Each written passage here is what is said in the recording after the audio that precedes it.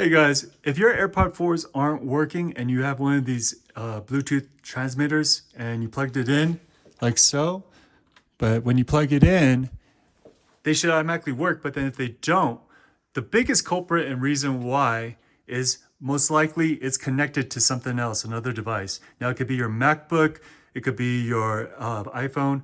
And so just to demonstrate, once I go ahead, what you want to do is go ahead and go to the Bluetooth on screen on your iPhone, for example, or you might have to go on your MacBook, and we're going to want to make sure that it's not connected.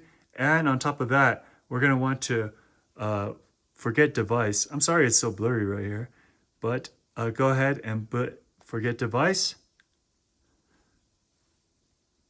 Once you do that, then go ahead and turn this back on, and you will, I don't know if you heard, but then now the TV is no longer playing the PS4 sound or PS5 sound. And when I put it in my ear, the sound is on.